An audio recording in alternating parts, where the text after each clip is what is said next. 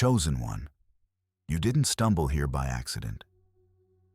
Maybe you were scrolling through YouTube, looking for noise to fill the silence.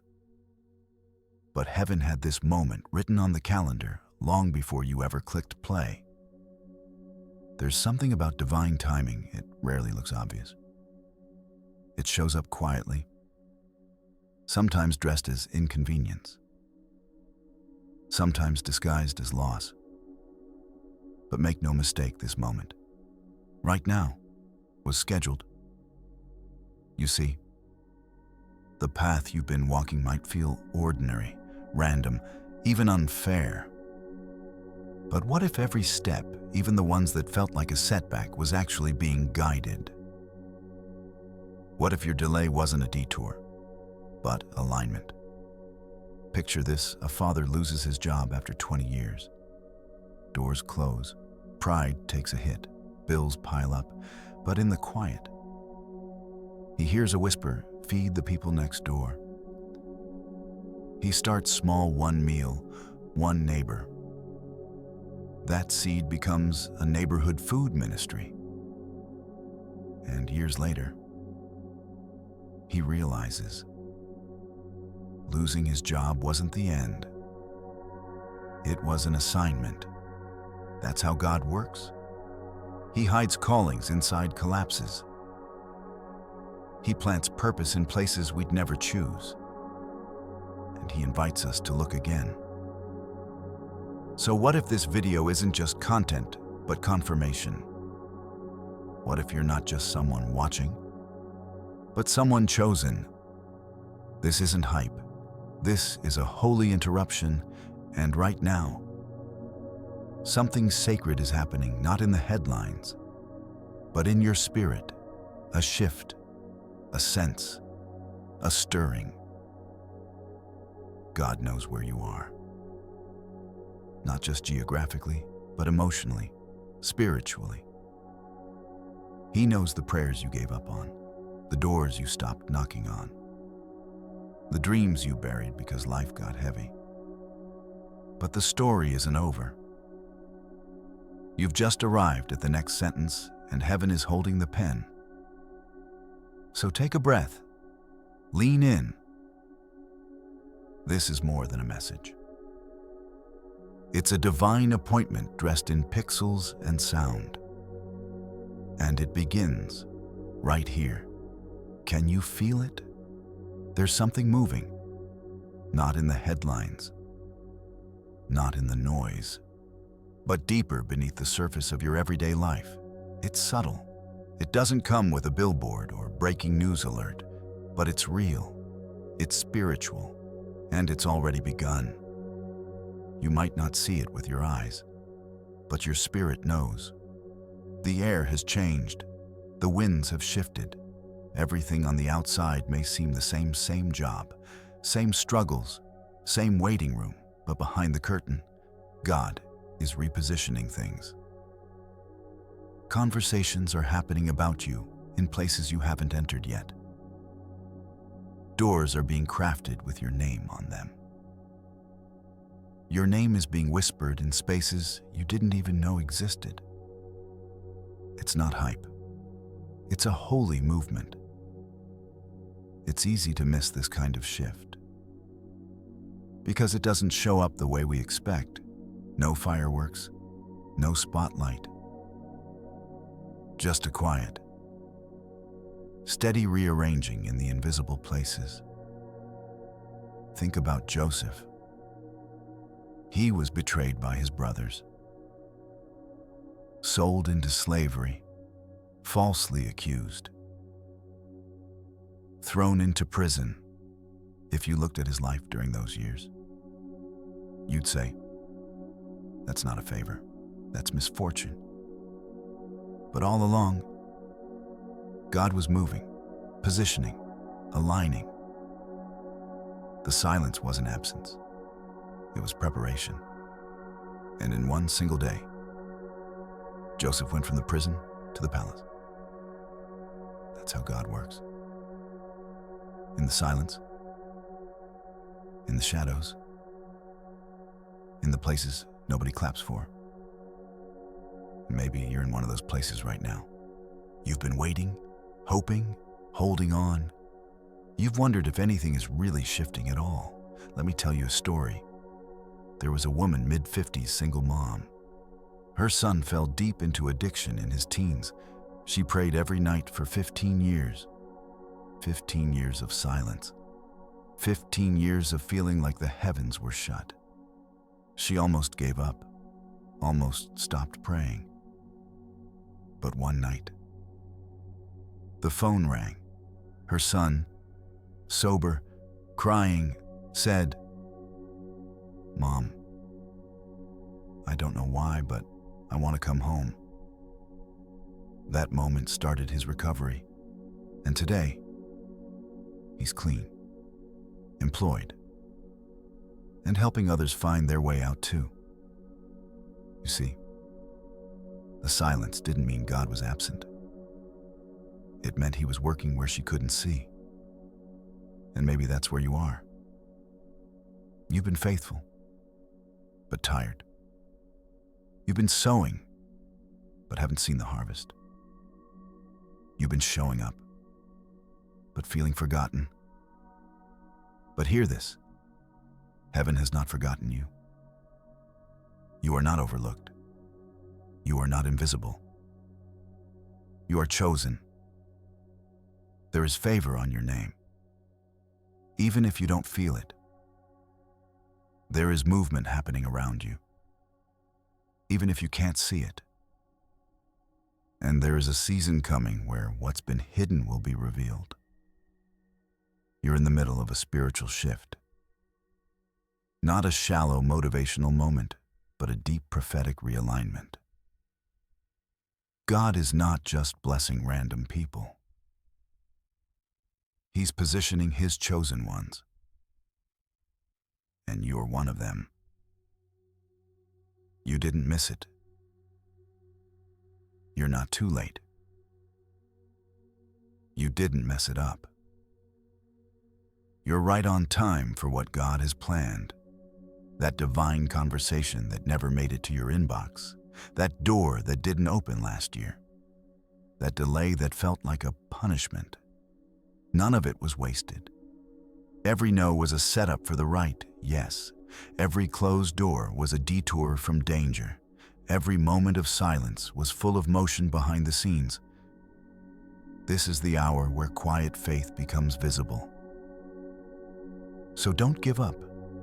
Don't back down. And don't believe the lie that nothing is happening. Because something is. Right now, in you, around you, for you. The wind has shifted, the atmosphere has changed, and your name is on the move. You call it delay, but God calls it training. We don't like waiting. We want results. Now, answers. Quickly, breakthroughs, immediately. But growth doesn't happen on demand. It happens in the dark, in the hidden, in the places where roots go deep. Think about the oak tree. It spends years, sometimes decades, growing underground before it ever reaches the sky. No one applauds its roots. No one takes pictures of its progress. But once it breaks the surface, it stands for generations. Because what held it up was built in the waiting. And maybe that's what God is doing with you. You think nothing is happening, but heaven is busy building your foundation. Look at David. He was anointed king while still a teenager, chosen, called, covered in oil. But he didn't step into the throne room the next day. He went back to the field, then to a battlefield, then to caves, then to exile. Years passed, and the promise looked further away than ever. He wasn't being punished, he was being prepared. He was learning how to lead sheep so he could later lead a nation. He was learning how to trust God when he had nothing. so he'd still trust him when he had everything. He was learning how to worship in the cave, so he'd know how to carry the presence of God in a palace. That's how God works. He trains you in silence. He shapes you when no one is watching. Because destiny isn't just about where you're going, it's about who you're becoming. Let me tell you a story. A man applied for his dream job. He made it to the final round. He was qualified, ready, and confident. But they gave it to someone else. He was devastated. But the loss forced him to pivot. He took a job that felt beneath him, entry level, low pay. But in that space, he picked up skills, discipline, and humility. 3 years later, he started his own company. And guess what? He ended up hiring the person who got the job he once thought he needed. Delay wasn't denial, it was development. So if you're in a season where everything feels paused, trust this, you're not stuck. You're being strengthened, and God's not punishing you. He's preparing you for what He's already prepared for you. The roots may be hidden, but they're holding something holy. Stay planted. Your time is coming. You're standing in front of a door you didn't open. It's unlocked, wide open, and all you have to do is walk through it.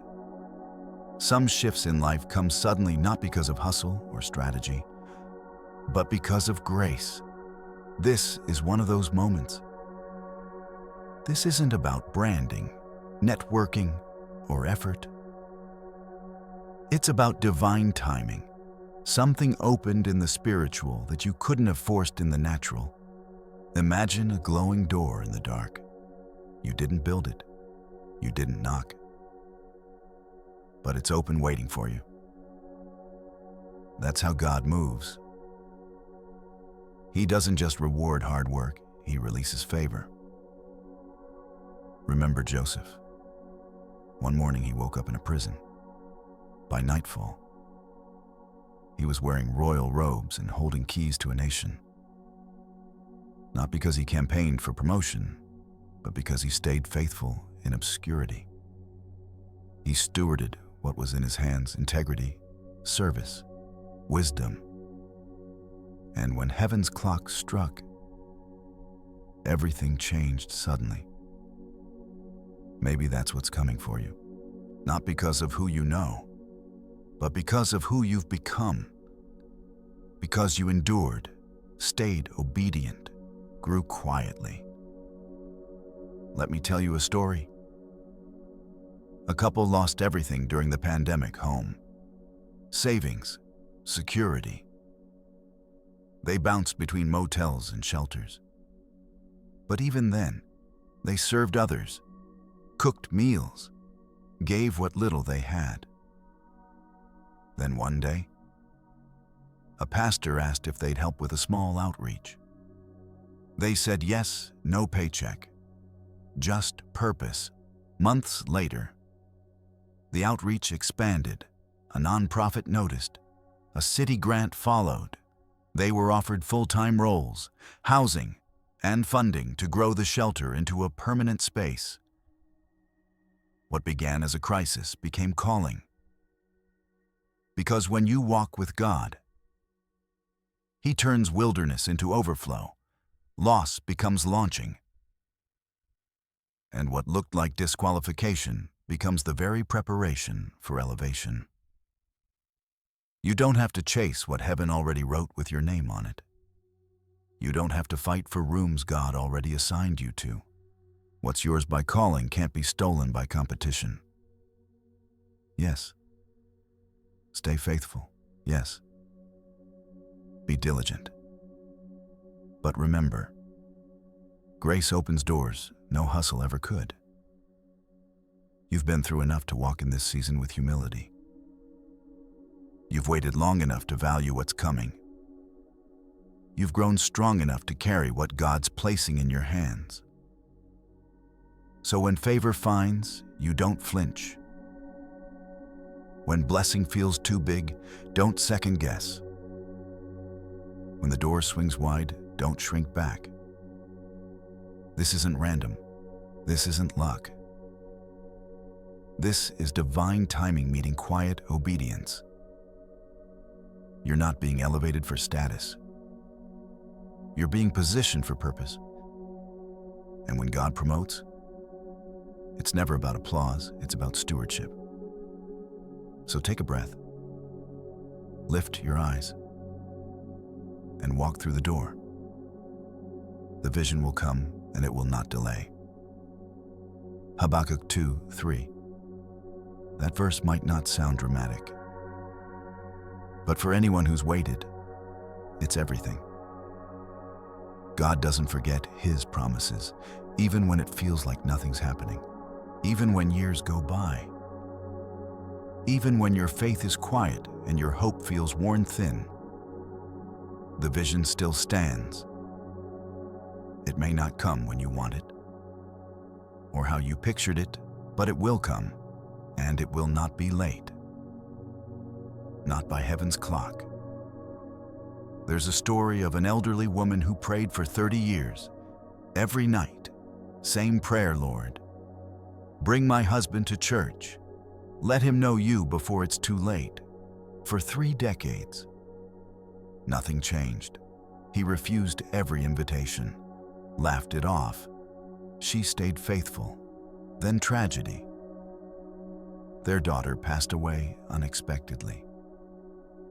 At the funeral, as worship played softly in the background, that man stood up, walked to the altar, and fell to his knees.